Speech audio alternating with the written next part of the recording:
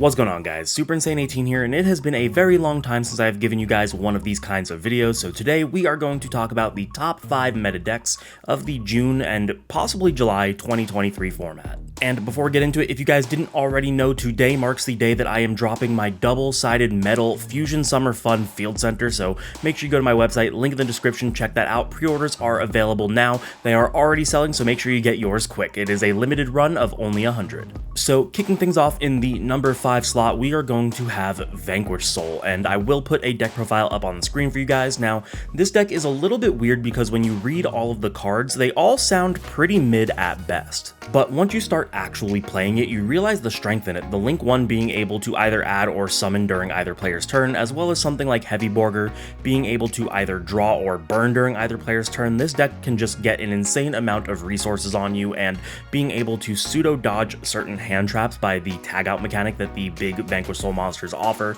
is really cool. And of course, you obviously have the Caesar, which is able to non-target destroy as well, not to mention the fact that because the engine is so small, they are able to play a ton of non-engines such as hand traps, or in this particular build, you can also see Fenrir and Pankratops. The deck is definitely strange. I don't think that it's that strong, but it's strong enough to make the top 5 list because it is topping a ton of events, mostly regionals, because we don't have a lot of events in preparation for the North American WCQ. But yeah, number 5 is going to have to be Vanquish Soul. Coming in at number 4, we are going to have Labyrinth, and again with the build on the screen, I believe this is the Swiss Nationals first place list, and the only reason that this is 4 is because it is a trap-based strategy. Trap-based strategies really struggle with the fact that they pretty much have to go first, because if they go second, they're pretty much playing a grind game the entire way through. It's always possible that you'll have negates already ready for their traps if you went first against them, so you're just kind of playing a deck that pretty much has to go first, and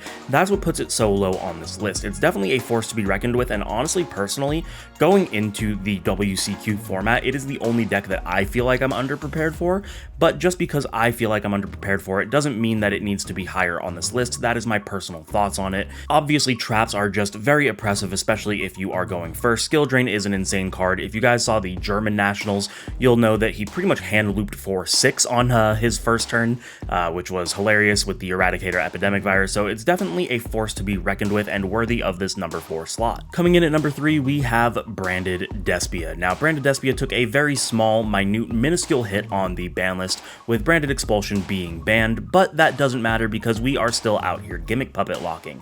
For those of you that don't know, the Nadir Servant is a 1-card gimmick puppet lock if you are playing the build on the screen, which utilizes Dogmatica Maximus to send cards that will allow you to do it off of nothing but the Nadir Servant. So we finally have a really good play through Ash Blossom.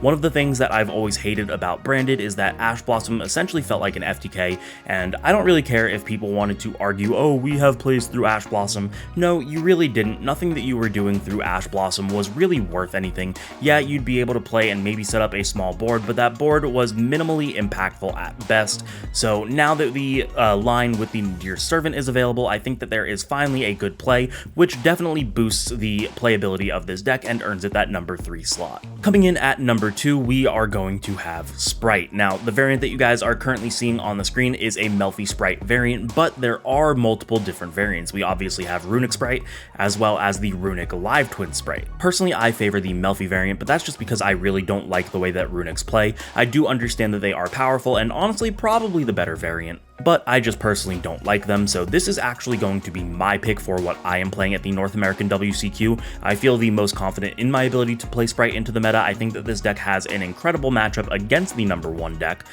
So yeah, like I said, when I am playing this deck, the only deck that I really fear is the Labyrinth. Everything else feels almost like a free win just because of the utility that Sprite can offer. Going first, you're able to set up a ton of interruptions. Going second, you are very easily able to crack a board. Sprite just feels like the ceiling is so high, and even though we lost Elf, it's definitely not a dead deck. This deck is still seeing tops and still seeing the second most tops out of the format, actually. I have a spreadsheet, maybe I'll throw that on the screen, of the topping regional lists, and the second highest representation and win rate is going to actually be Sprite.